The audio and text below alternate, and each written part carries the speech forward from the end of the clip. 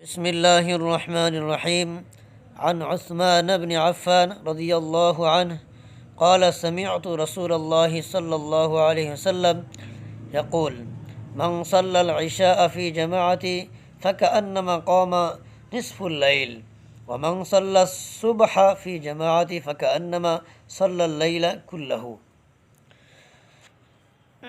ভাই محترم দোস্তর বুজুর্গ, হুজুর পাক সাল্লাল্লাহু আলাইহি সাল্লামের সাহাবী ওসমান রাদিয়াল্লাহু তাআলা আনহু তিনি বলতেছেন, আমি হুজুর পাক সাল্লাল্লাহু আলাইহি সাল্লাম হইতে শুনেছি, তিনি ইরশাদ করেছেন, মান সাল্লাল ইশা ফি জামাআতি, কেউ যদি ইশার নামাজ জামাতের সহিত পড়ে,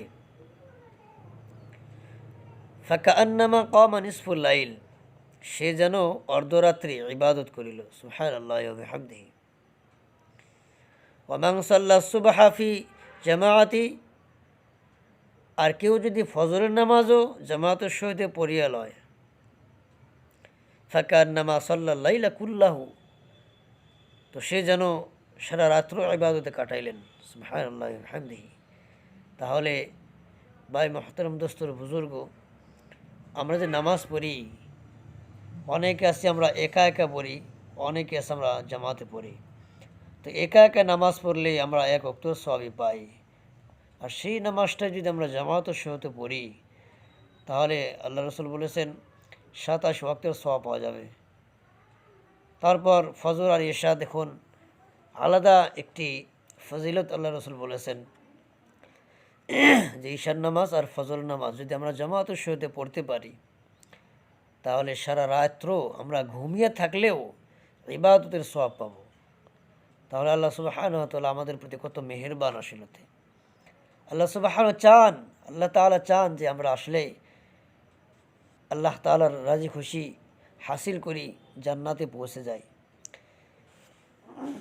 কিন্তু আমরাই আসলেতে কপাল পোড়া। আমরা দুনিয়ার ক্ষেত্রে খুব আকবার, সব বুঝি, 1 টাকা লাভের জন্য অনেক জায়গায় দৌড়াই, কিন্তু আখেরাতের ক্ষেত্রে আল্লাহ অথ লাভ কল্পনার বাইরে আল্লাহ তাআলা আমাদেরকে দেখিয়ে দিয়েছেন, তারপর আমরা সেদিকে আগবাড়ি না।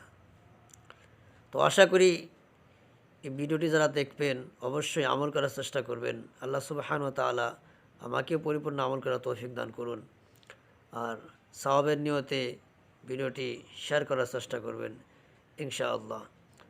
তো আল্লাহ সুবহানাহু ওয়া তাআলা আমাদের সবাইকে আমল করার তৌফিক দান করুন। ওয়া আখিরু দাওয়ানা আলহামদুলিল্লাহি রাব্বিল আলামিন। আসসালামু আলাইকুম ওয়া রাহমাতুল্লাহি ওয়া বারাকাতুহু।